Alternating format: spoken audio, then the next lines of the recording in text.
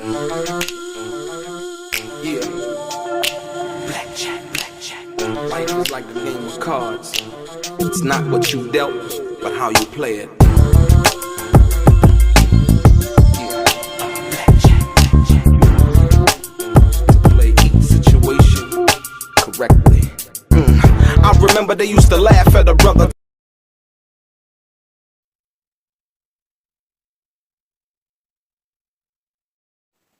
Yo, what up? It's your boy Delray, StraightGameTV, platinum songwriter, producer, artist, the whole 9 yards. And I'm going to tell you a story about a night in Hollywood at this club called the Bar One in reference to Tupac and Lisa Left Eye Lopes. I didn't know all of the intricacies about their relationship at that particular time. There was no social media, no none of that. You know, I knew Lisa and I knew Tupac, but I didn't know everything. I'm not going to pretend like I knew everything. But this night in particular, it was funny, it was romantic, and it was crazy all at the same time. So, like I said, I ain't gonna bore you with theatrics. Yeah, I got the shirt on. You know what I mean? Exclusive. You can't get it nowhere in the world. We not selling them. We not pushing it like that. You know what I mean? Hope you enjoy the story, man. And one love, your boy Delray. Peace. Enjoy. If you know anything about Hollywood nightlife, I would have to say Paradise 24, the Century Club, the Bar One, Carlos and Charlie's, Carolina West, and the Gate, and also Dr. Dre's Creep Alley were some of the most infamous nightclubs in Southern California for Black Hollywood. But on this night, we were at the Bar One, which was in West Hollywood, which was promoted by my man Philippe Darrell and his partner Greg, two of the most infamous club promoters in Hollywood ever, and they ran a company called Icon Entertainment. That's Philippe Darrell at the top of this picture with Suge Knight and Mike Tyson. And so on this night in 1996, I was already in the club. And mind you, this club was a members only club. You couldn't just come in. They gave out a light burgundy colored plastic members only card. And when you came to the door, you had to show that card. If you didn't have it, you couldn't get in. I remember this night among other reasons because old dirty bastard being in there that night, he was walking around with a bottle of Dom Perignon, and he was drinking it straight out of the bottle and having a ball. So the place was kind of crowded, and I'm sitting at a table to the left of the DJ, and Left Eye had a table in the middle of the club up against the wall where you could kind of see like everything. So it's a wonderful night. Like I said, this is a premier spot. It wouldn't be nothing to see Jamie Foxx, Wesley Snipes, Ice-T. As a matter of fact, that's actually where I met Ice-T at for the first time. And so I needed to go to the bathroom. So I get up and I go to the bathroom, and as I'm walking through the hallway, to my left, I see Tupac standing there talking to some females. So I walked over and said, "What's up?" And then I proceeded to go to the bathroom. As I come out of the bathroom, you know, it's people coming in the entrance because the entrance was adjacent to the bathroom. So if you walking in the entrance, the bathroom would be to your left. So we saying, "What's up? What's happening? How you doing?" You know, a couple of the regulars that will come through. And as I looked over there, I see Tupac still talking to one of the young ladies that he was talking to when I walked past and spoke to him to go to the bathroom. Like I said, the other girls had stepped away by that time.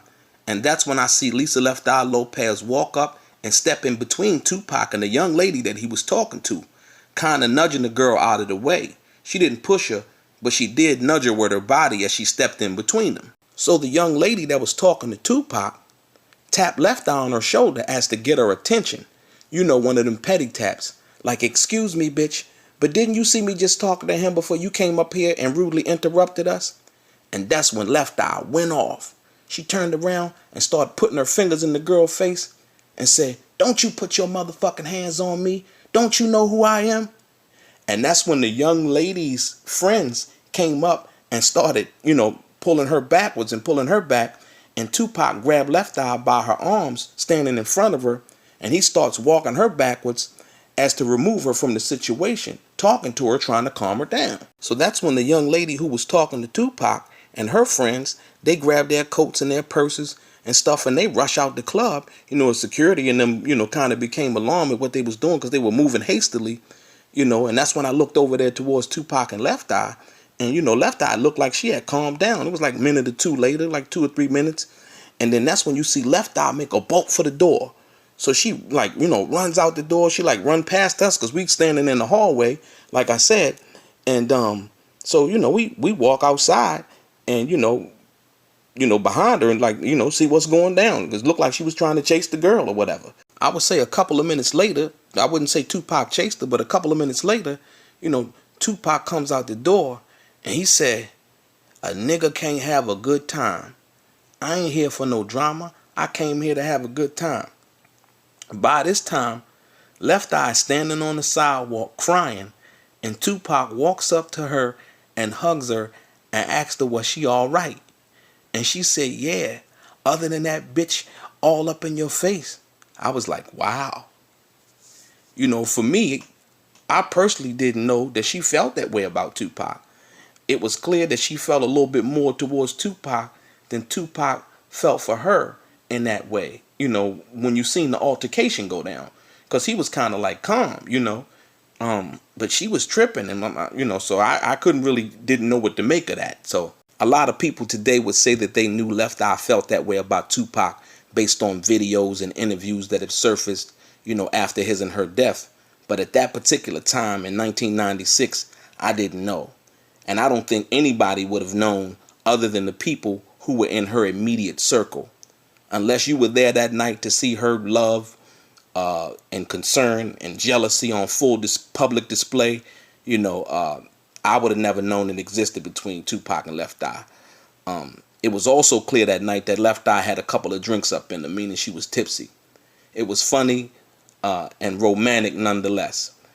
As they walked down the sidewalk towards the valet talking to each other, and Tupac was consoling Left Eye, I thought they were going to leave together. But Tupac left on his own, and Left Eye came back into the club, and the night went on. It was crazy. And it would be 2 years later that I would see Left Eye after that night. Actually, she was hosting a show called MTV's The Cut, and I actually performed on the show. And we were actually in the makeup and hair room together, and the lady was doing her hair, and we were sitting like across from each other, and the lady was putting like makeup on my face.